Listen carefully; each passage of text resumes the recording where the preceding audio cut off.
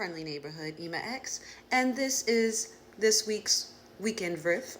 It's also timeless, but we are also dedicating this to the spirit of perseverance and patience because I already recorded this, but not even someone I wanted to speak to, literally a spam call decided to interrupt last time and confiscate my mic in true Mercury retrograde fashion. And yeah, so we did the whole reading, and so we're anointing this for the space of ritual, even though I've technically already done it, but I want you guys to get a little bit of the vibe. Also, shout out to this smudge stick. We're almost at the end of it. We're hella grateful for all of the work that it has done. So yeah, like I like to use things to completion.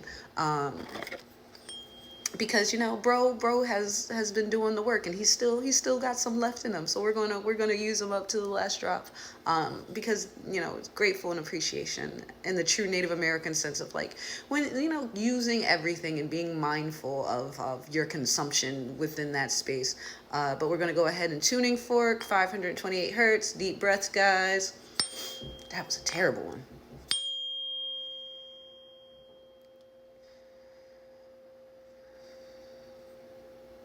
Excellent. I hope everybody's weekend is off to an amazing start.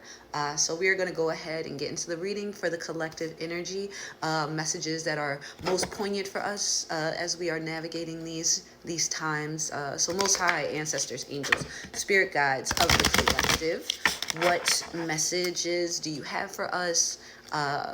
As you guide us, as we deal with the nuances of this reality today and, to infinity and beyond. So let's dive in and see what message. Buffalo Spirit, the abundant universe will provide. Okay.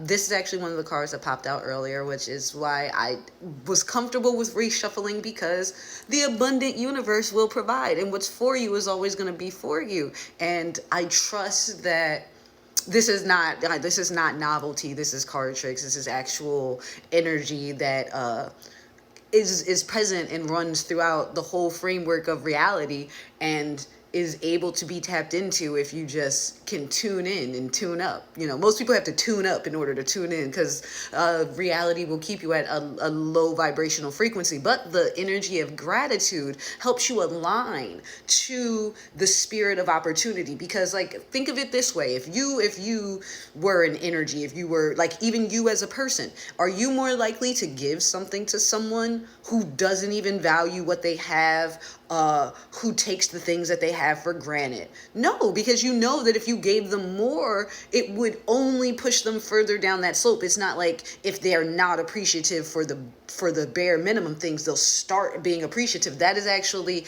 a common misconception. It's like, no, if you can't appreciate, that's like how, the whole thing, like, if you don't love me at my this, you can't handle me at my that. But, like, that's to a certain extent. It's like if you aren't grateful for the things that you have when you have very little, what incentive is there to increase? Because I know, me personally, I'm more likely to pour into people, places, and spaces that are appreciative. They don't even necessarily have to be reciprocal. They just have to be appreciative of the energy. So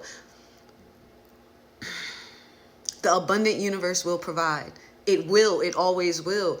And that's proof, because there are people who are ungrateful and they still, receive the things that they need. But now the difference is they are still miserable, because it's a matter of perspective. Even though they can have everything in the world, if they don't appreciate it, if they don't have the presence within themselves in order to value it and understand, like, this is the other side of the gratitude that we were talking about earlier in the week. Like, you will be miserable. You will have everything at, like, not okay.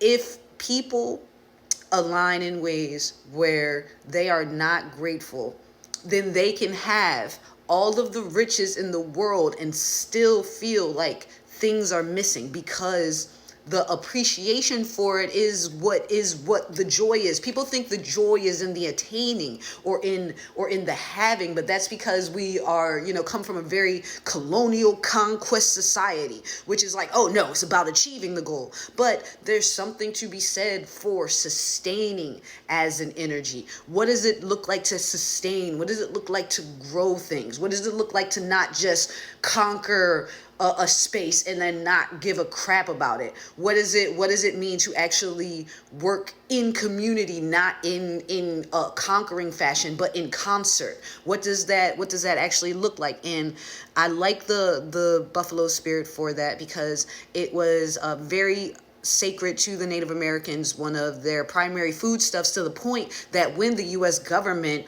wanted to disenfranchise them and kind of starve them out of existence, they paid and made a whole job for disenfranchised other people and weaponized them, and they became the buffalo soldiers who went down to kill the buffaloes, and they thought they were doing a good thing for their country, but at the end of the day, it was a genocidal act by the powers that be. But there are still buffalo, and there are still Native Americans. Are there as many as there once were? No, but that's only right now. Who knows how many there will be in 100 years, 200 years? Our limited human perspective on the ebbs and flows of reality. And just because in a moment it might seem like we do not have, that is a matter of perception. That is a matter of perception. Especially when you consider that, like, a lot of us have first world problems. Like, let's just call spades spades. But we're gonna go ahead and get in our Moon Witch Oracle deck real quick. Do one more shuffle. Most High Ancestors, what message do you have for us to better illuminate this previous message? Trust. The universe has a plan for you. Listen. The abundant universe will provide. And then literally we have trust coming right on the heels. And I love that this is represented. We can't necessarily tell whether it's a moth or a butterfly, but it is a winged creature of that type. And both of them are symbolic of transformation. Since we'll call this the moon one, we'll say that this is a moth, because it's dark out. It's you don't really see butterflies at night.